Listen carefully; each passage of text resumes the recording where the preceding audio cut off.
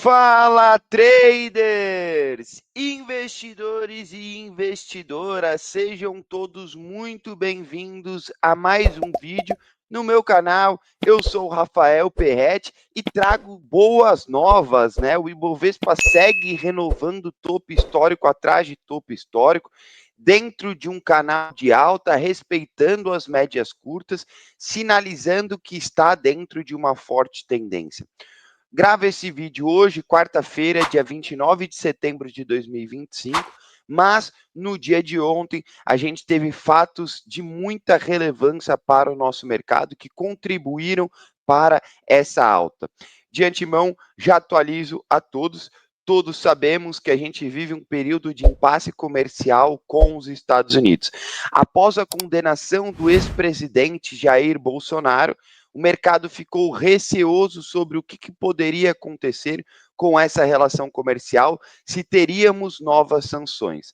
Marco Rubio, secretário norte-americano, havia prometido que a resposta norte-americana iria acontecer durante a viagem do presidente Lula para os Estados Unidos, quando ele fosse discursar na Assembleia Geral da ONU. Então, já trago aqui para vocês a notícia que contribui exatamente com essa leitura, né, de que Marco Rubio, ele disse: a resposta à condenação de Jair Bolsonaro pode ocorrer durante a viagem de Lula para os Estados Unidos.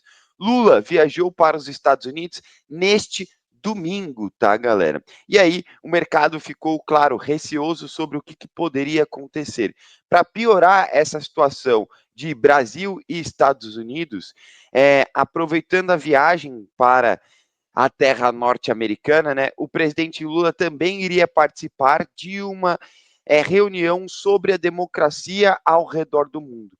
Mas, por incrível que pareça, uma reunião acontecendo em solo norte-americano e o próprio Brasil impediu os Estados Unidos de participar dessa reunião, o que trouxe desdobramentos que preocupam os investidores sobre novas sanções. Mas tudo isso caiu por terra após ontem o discurso de Donald Trump na Assembleia Geral da ONU. Foi um discurso mais ameno, mais voltado ali para a possível negociação entre os dois países e, quem sabe, um acordo comercial, né? Donald Trump disse o seguinte: química excelente entre ele e o presidente Lula, e diz que deve se encontrar com o presidente Lula na semana que vem. Se a gente tiver o fim das tarifas implementadas, a gente pode entrar em um momento extremamente favorável para a renda variável, para o nosso Ibovespa, visto que o Fed já iniciou o corte de juros no mês atual, no mês de setembro, dia 17 de setembro, foi o primeiro corte de juros por parte do Fed. A expectativa é de que a gente permaneça com corte de juros ao decorrer do ano de 2025. Para isso, eu trago o Fed Watch aqui para vocês, para a gente ver a probabilidade de corte de juros para as próximas reuniões. A gente tem mais 2 reuniões até o final do ano. Então, a probabilidade para a próxima reunião, que ocorre no dia 29 de outubro, está em 94% para mais um corte de 0,25%. Então, hoje, o cenário é de corte de juros por parte do Fed, uma possível reunião entre o presidente Lula e Donald Trump, que pode trazer um acordo comercial. Brasil tem a inflação caindo, que abre espaço para corte de juros ao longo de 2026. Então, a gente pode estar entrando em um cenário extremamente favorável para a renda variável, para o nosso Ibovespa, galera. Para isso, eu vou trazer o gráfico aqui para vocês e mostrar um pouco o que aconteceu com o nosso Ibovespa ao longo do século 21, né? Então, o que a gente teve, galera? Deixa eu reduzir aqui. Bom, seguinte cenário, tá? Ao longo do século 21, a gente teve de 2000 aos anos 2000 uma congestão, um pouco de queda, com a crise da dot-com nos Estados Unidos, crise da Ásia. Depois de 2002 a 2008, a gente teve um período mais favorável, um período de alta estrutural, causado principalmente pela balança comercial, cenário externo extremamente favorável, tá? E junto disso também foi o primeiro mandato do presidente Lula.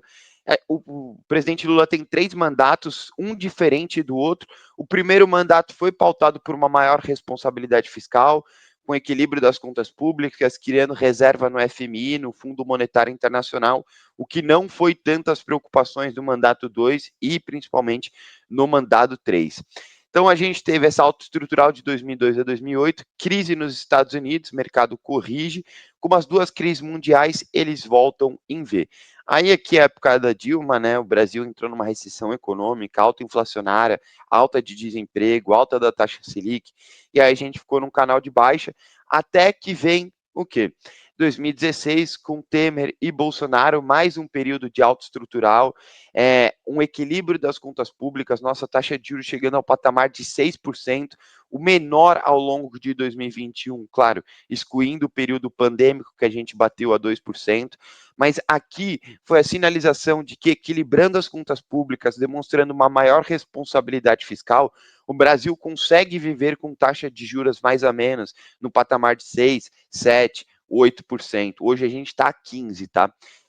E aí, esse daqui é o cenário pós-pandêmico, uma consolidação onde o Ibovespa está tentando desvincular dos topos anteriores. E para isso, agora, ele entra em uma bela pernada de alta, guiado pelas médias curtas, renovando o topo histórico consecutivamente.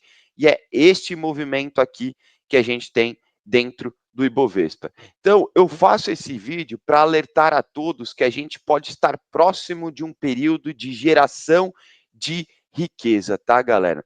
Eu vou trazer aqui para vocês o gráfico de preço sobre lucro do nosso Ibovespa, para vocês terem a noção o quão descontado estamos, e se a gente entrar em um período de euforia, rapidamente o Ibovespa pode bater 200 mil pontos. Rapidamente, eu digo, em 1 ano e meio, 2 anos, a depender do cenário econômico, tá? Estou extremamente otimista em relação ao Ibovespa. Deixa eu trazer aqui o histórico de preço sobre lucro do Ibov. Então, esse daqui é o histórico de preço sobre lucro do nosso Ibovespa. Olha o quão descontado a gente está da média, e se a gente passar por momentos de euforia e negociar com um múltiplo de 17, 20 vezes preço sobre lucro, nosso Ibovespa tem muita margem de upside. Então, de novo, a gente se aproxima de um cenário de geração de riqueza. Quais são os pilares que contribuem para esse otimismo em relação ao Ibovespa? Cenário externo, corte de juros por parte do Fed. Além disso, quando a gente olha o preço sobre lucro do S&P, ele está extremamente caro. E quando a gente compara preço sobre lucro do S&P com os países emergentes que entra o Brasil, a gente está nas mínimas históricas que não batíamos desde os anos 90. Então, isso sinaliza que a gente está extremamente descontado.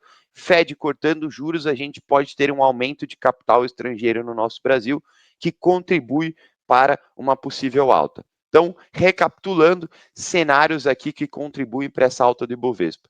Corte de juros por parte do Fed, queda inflacionária no nosso país, corte de juros no Brasilzão ao longo de 2026, ano eleitoral em 2026. Então, a gente tem um cenário que contribui para o nosso Ibovespa descontado, também um possível acordo entre Brasil e Estados Unidos. Então, a gente tem hoje algumas notícias positivas que contribuem para a renda variável. O único ponto de alerta permanece o mesmo, tá, galera? O equilíbrio das contas públicas. Eu trago aqui para vocês a projeção do Boletim Focus e, mais relevante do que o número em si, vocês tentem se atentar à trajetória do dado econômico. Então, por exemplo, o IPCA, que é a inflação no nosso país, a projeção dela está em queda, o que é extremamente otimista. A projeção do IPCA estando em queda também traz uma projeção da taxa Selic em queda.